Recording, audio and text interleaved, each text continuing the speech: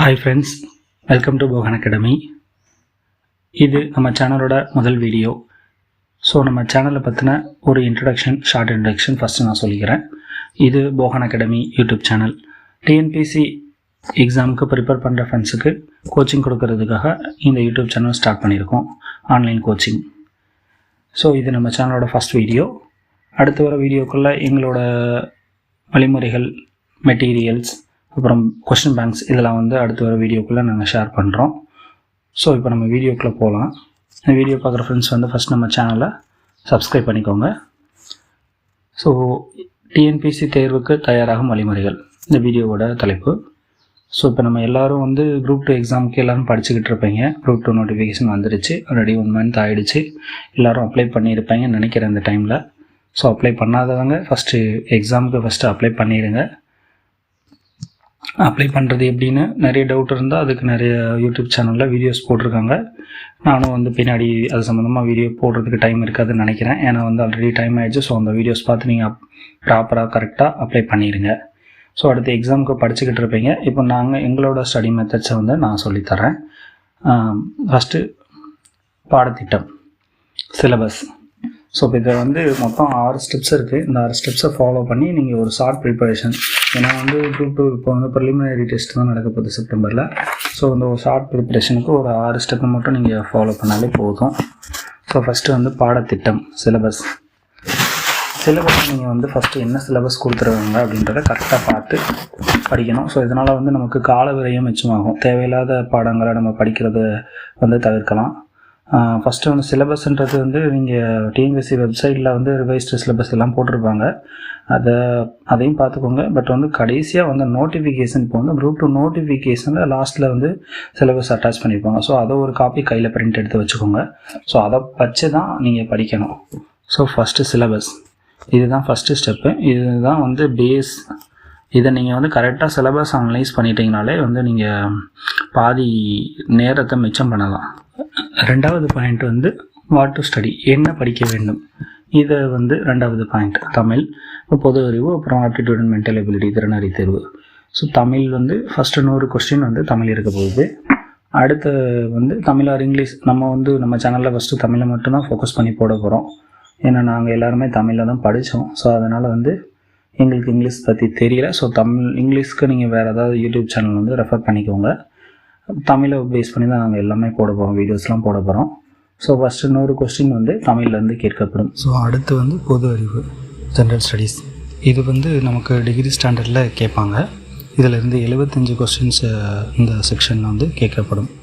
So பொது அறிவுங்கும்போது நமக்கு இதில் physics, chemistry, biology, economics, international movement, history, அப்புறம் இந்தியன் பாலிட்டி, அப்புறம் கரண்ட் அஃபேர்ஸ் எல்லாமே இந்த செக்ஷனுக்குள்ளே வந்துடும். இந்த 75 கேள்விகளுக்குள்ளே எல்லாருமே இந்த பிரிவில் அடங்கும்.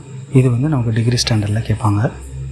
ஸோ மூணாவதாக திறனறி தேர்வு, mental ability, aptitude and mental ability. இதிலேருந்து நமக்கு 25 கேள்விகள் இந்த செக்ஷன் கேட்பாங்க. இதிலேருந்து 25 செக்ஷன். இது 10th ஸ்டாண்டர்டு. ஸோ நமக்கு தமிழும் திறனறி தேர்வு ரெண்டுமே 10th ஸ்டாண்டர்ட். ஜென்ரல் ஸ்டடீஸ் மட்டும் டிகிரி ஸ்டாண்டர்ட். ஸோ கொஞ்சம் அதை நல்லா பார்த்துக்கோங்க. ஸோ இதுதான் என்ன படிக்க வேண்டும். இதுதான் நம்மளோட ஸ்கீம் ஆஃப் எக்ஸாம். ஸோ மூணாவது பார்த்துக்கிட்டிங்கன்னா வேர் டு ஸ்டடி, எங்கே படிக்க வேண்டும். ஸோ நம்மளோட சிலபஸை நம்ம எந்த மெட்டீரியல் யூஸ் பண்ணி படிக்கணும். இதுதான் இந்த ஸ்டெப்பு. இது ரொம்ப ஒரு முக்கியமான ஸ்டெப்பு. டிஎன்பிஎஸ்சி எக்ஸாமுக்கு ப்ரிப்பேர் பண்ணுறதுக்கு ஃபஸ்ட்டு மெட்டீரியல் கலெக்ஷன் தான் ஒரு பேஸு. ஸோ இது ஒரு முக்கியமான ஸ்டெப்பு. ஒவ்வொரு சிலபஸில் உள்ள ஒவ்வொரு பார்ட்டையும் எந்த மெட்டீரியல் யூஸ் பண்ணி படிக்கணுன்றதை நம்ம கண்டிப்பாக தெரிஞ்சுருக்கணும். ஸோ இப்போ தமிழுக்கு எடுத்துக்கிட்டிங்கன்னா ஸ்கூல் புக்ஸ் தான் மெயின். தமிழுக்கு 100 கொஷின் 90% 90 to 95% நம்ம ஸ்கூல் புக்கில் தான் கேட்பாங்க. ரேர் அண்ட் ரேராக ஒரு 2% அவுட் ஆஃப் த புக்கு போவாங்க. ஸோ அதுக்கு இலக்கிய வரலாறு, நிறைய இலக்கிய வரலாறு புத்தகங்கள் இருக்குது. அதை நம்ம ரெஃபர் பண்ணுறதுக்கு யூஸ் பண்ணிக்கலாம். ஸோ 95 to 99% வரைக்கும் நமக்கு ஸ்கூல் புக்கில் தான் கேட்பாங்க. ஸோ தமிழுக்கு full and full school book தான். ஸோ அடுத்து பொது அறிவு. பொது அறிவில் வந்து நிறைய செக்ஷன்ஸ் இருக்குது. ஸோ ஒவ்வொரு இதை வந்து எந்த புக்கில் படிக்கலாம், எதில் படிக்கலாம், என்ன மெட்டீரியலில் படிக்கலான்றதை ஒன் பை ஒன்னாக பார்ப்போம். ஃபஸ்ட்டு சயின்ஸில் வந்து ஃபிசிக்ஸ், கெமிஸ்ட்ரி, பயாலஜியில் 2 செக்ஷன் இருக்குது, பாட்டனி, ஜுவாலஜி. ஸோ இதுக்கு வந்து full and full school book தான். 6th-லேருந்து 10th வரைக்கும் உள்ள ஸ்கூல் புக்கில் மேக்ஸிமம் எல்லா சிலபஸும் கவர் ஆகிடும். ஸோ பயாலஜிக்கு மட்டும் வந்து நீங்கள் வந்து +1 +2 புக்கை ஒரு ரெஃபரன்ஸ்க்கு யூஸ் பண்ணிக்கோங்க. ஸோ சயின்ஸுக்கு ஃபுல் அண்ட் ஃபுல் வந்து 6th to 10th வரைக்கும் உள்ள ஸ்கூல் புக். அதுக்கு அடுத்து வந்து ஜென்ரல் நாலேஜ் பை அரிஹந்த் அப்படின்னு ஒரு புக் இருக்குது. அதை வந்து நீங்கள் ஒரு ரெஃபரன்ஸுக்கு இந்த செக்ஷனுக்கு சயின்ஸை படிக்கிறதுக்கு ஒரு ரெஃபரன்ஸுக்கு யூஸ் பண்ணிக்கலாம். ஸோ இது சயின்ஸு. அடுத்து history and Indian national moment. இதுக்கு வந்து ஸ்கூல் புக்கு தான். 6th-லேருந்து +2 வரைக்கும் உள்ள ஸ்கூல் புக்கை நீங்கள் கண்டிப்பாக படித்தாகணும். ஏன்னா +1 +2 வந்து டிகிரி ஸ்டாண்டர்ட்குள்ளே தான் வருதுன்றதுனால +1 +2 வரைக்கும் கேள்விகள் வந்து கேட்டுகிட்டு தான் இருக்காங்க. ஸோ +1 +2 வரைக்கும் ஹிஸ்ட்ரி புக் வந்து நீங்கள் கண்டிப்பாக படித்து தான் ஆகணும். 6th to 10th புக் எல்லாருக்கிட்டே இருக்கும். +1 +2 புக்கையும் நீங்கள் வந்து வாங்கி அதையும் சேர்த்து படித்து தான் ஆகணும். ஸோ இது ஹிஸ்ட்ரிக்கு. இதில் வந்து உங்களுக்கு இந்தியன் நேஷனல் மூமெண்ட் வந்துடும். இது போக வந்து எக்ஸ்ட்ரா மெட்டீரியல்ஸ் ஏதாவது இருந்ததுன்னா அதை நீங்கள் ரெஃபர் பண்ணிக்கோங்க. அதுக்கப்புறம் எக்கனாமிக்ஸு, ஜியாகிரஃபி இதுவுமே ஸ்கூல் புக்கில் எல்லாமே கவர் ஆகிடும்.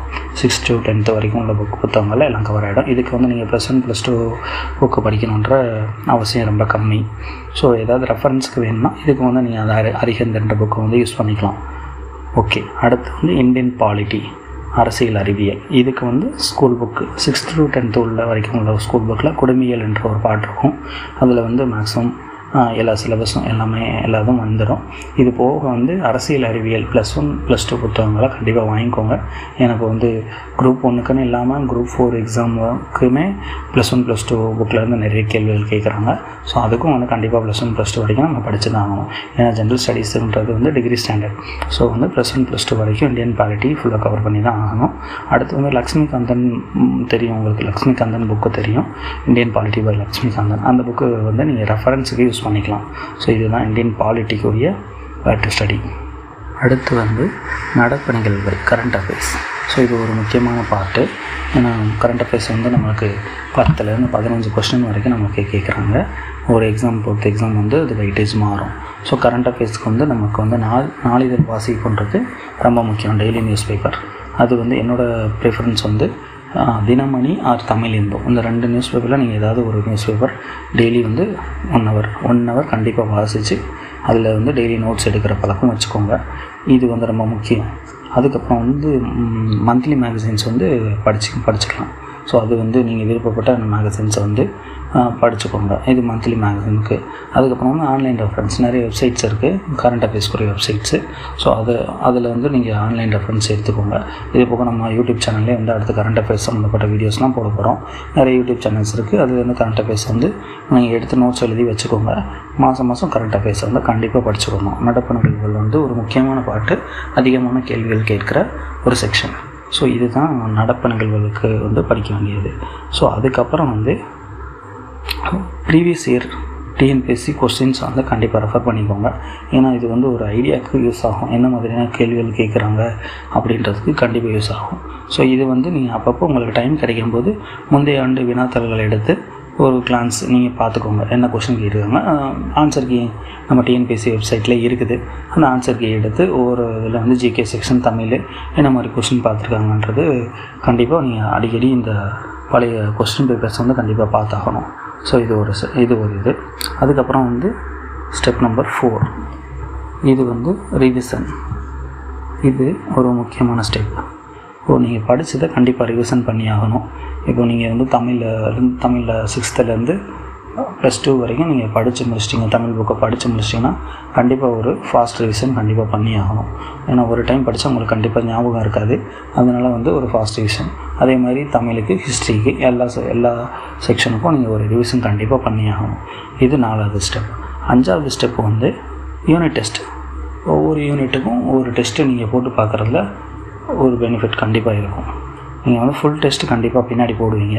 ஆனால் ஃபஸ்ட்டு ஒவ்வொரு யூனிட்டும் நீங்கள் கவர் பண்ணும்போது, படித்து முடிக்கும்போது அந்த யூனிட்டில் நீங்கள் ஒரு டெஸ்ட்டு போட்டு பார்க்குறது, நீங்களே கொஸ்டின் பேப்பர் எடுத்தோ இல்லை உங்கள் ஃப்ரெண்ட்ஸை எடுக்க சொல்லியோ ஒரு டெஸ்ட்டு போட்டு பார்க்குறது ஒரு பெட்டர் ரிசல்ட்டை தரும். நீங்கள் அதில் என்ன படிச்சிருக்கீங்க, அதில் எந்த செக்ஷனை விட்டீங்க, அதை திரும்ப படித்து ஃபோக்கஸ் பண்ணி படிக்கிறதுக்கு இந்த யூனிட் டெஸ்ட் வந்து யூஸ் ஆகும். நாங்கள் இப்படி தான் படித்தோம். ஒவ்வொரு யூனிட்டு கவர் பண்ணும்போதும் அந்த யூனிட்லேருந்து இப்போ 6th புக்கை மட்டும் நீங்கள் படிக்கிறீங்கன்னு வச்சுக்கோங்க. 6th உள்ள புக்கை படிக்கணும். 6th தமிழ், அப்புறம் சயின்ஸ், ஹிஸ்ட்ரி, இதிலேருந்து ஒரு கொஸ்டின் பேப்பர் எடுத்து அதை மட்டும் டெஸ்ட் போட்டு பார்ப்போம். இது வந்து வீக்லி ஒன்ஸ் நீங்கள் பண்ணிக்கலாம். இது யூனிட் டெஸ்ட். ஸோ இது வந்து ஒரு முக்கியமான பார்ட்டு. அதுக்கப்புறம் வந்து ஃபைனலாக வந்து full test, model test with OMR sheet. இது நீங்கள் கண்டிப்பாக போட்டு பார்க்கணும். மினிமம் வந்து ஒரு 5 டெஸ்ட்டாவது நீங்கள் பண்ணியிருக்கணும். இந்த ப்ரிப்ரேஷன் எக்ஸாமுக்கு முன்னாடி ஒரு 5 டெஸ்ட்டு நீங்கள் வந்து OMR சீட்டில் டெஸ்ட்டு போட்டு பார்த்துருக்கணும். Full test, model test. So இதுக்கு வந்து நீங்கள் நிறைய test YouTube channel test batch வந்து கொடுக்குறாங்க. ஸோ அந்த டெஸ்ட்டை வாங்கி நீங்கள் போட்டு பார்க்கலாம். ஓகே, இது வந்து 6வது ஸ்டெப்பு. ஸோ அவ்வளோதாங்க. இந்த 6 ஸ்டெப்பை நீங்கள் கரெக்டாக ஃபாலோ பண்ணிங்க அப்படின்னா குரூப் 2 ப்ரிலிம்ஸை வந்து கண்டிப்பாக நீங்கள் கிளியர் பண்ணிடலாம். குரூப் 2 மட்டும் இல்லாமல் குரூப் 4 மாதிரி எந்த டிஎன்பிஎஸ்சி எக்ஸாம் இருந்தாலும் அந்த 6 ஸ்டெப்ஸை வந்து நீங்கள் கரெக்டாக ஃபாலோ பண்ணிங்க அப்படின்னா கண்டிப்பாக டிஎன்பிஎஸ்சி எக்ஸாம் கிளியர் பண்ணிடலாம். ஏன்னா நாங்கள் இந்த மெத்தடில் தான் நாங்கள் படித்தோம். நாங்கள் படித்த மெத்தடை தான் உங்களுக்கு வந்து சொல்லி தந்து கைட் பண்ணுறோம். ஸோ வந்து இது கண்டிப்பாக எஃபெக்டிவாக இருக்கும். ஸோ அடுத்து வந்து நம்ம சேனலில் வந்து நிறைய ஸ்டடி வீடியோஸ் போட போகிறோம். கரண்ட் அஃபேர்ஸ், மெட்டீரியல்ஸ், எங்களோட மெட்டீரியல்ஸை வந்து நாங்கள் ஷேர் பண்ணுறோம். இப்போ சொன்ன ஒவ்வொரு செக்ஷனுக்குமே எங்கள் அகாடமியோடைய மெட்டீரியல்ஸ் இருக்குது. அதை பேஸ் பண்ணி உங்களுக்கு வீடியோஸ் நாங்கள் போடுறோம். என்ன வீடியோஸ் வேணுன்றதை கமெண்ட் செக்ஷனில் சொல்லுங்கள். ஸோ இந்த வீடியோ பிடிச்சிருந்துச்சுன்னா லைக் பண்ணுங்கள், ஷேர் பண்ணுங்கள், கண்டிப்பாக நம்ம சேனலை சப்ஸ்கிரைப் பண்ணிடுங்க.